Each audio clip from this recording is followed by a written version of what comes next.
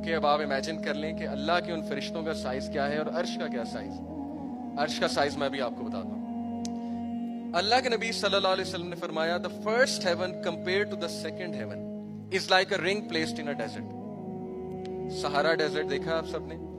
उस पूरे डेजर्ट में मैं एक अंगूठी रख दूं, वो अंगूठी पहला आसमान है, सहारा डेजर्ट दूसरा आसमान है। सही हदीस। The second heaven compared with the third heaven is like a ring placed in a desert. The third compared with fourth is like a ring placed in a desert, so on and so forth.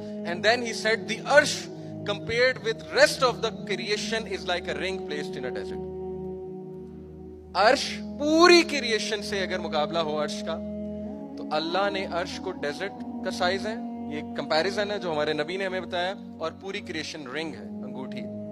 और अब आप सोच लें अल्लाह रब्बुल आलमीन की शान, अल्लाह ताला का जलाल। Moving on, according to another report, the thickness of each heaven is a distance of 500 years marching between the seventh heaven and al-kursi is a distance of 500 years. आगे al-kursi, okay. Between the footstool यानी कुर्सी and the water is a distance 500 years, पानी भी आ गया.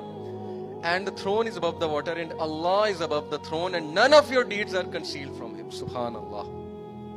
इसके बावजूद तुम्हारा कोई अमल अल्लाह से नहीं छुपा हुआ है, हालांकि अल्लाह रब्बुल आलमीन कहां पे है तुम अंदाजा लगा लो। इससे एक और बात साबित हुई कि अल्लाह फिजिकली थ्रोन के ऊपर, अपने इल्म के मुताबिक हर जगह है, लेकिन फिजिकली अल्लाह थ्रोन के ऊपर। इसीलिए तौहा मा अंज़लना अलैकल कुरान लितशक़ा इल्ला तज़किरतन लिमन यख़शा तंज़ीलन मिम्मन ख़लक़ल अर्ज़ वस्समावातिल उला अर्रहमानु अलल अर्श इस्तवा।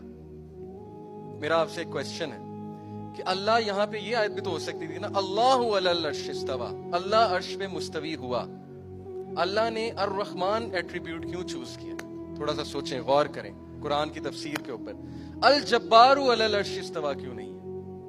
अल क़ह्हारु अलल अर्श इस्तवा क्यों? अर्रहमानु अलल अर्श इस्तवा, क्या वजह? तफसीर बता रहा हूं आपको मुफस्सिरीन की। एनीवन?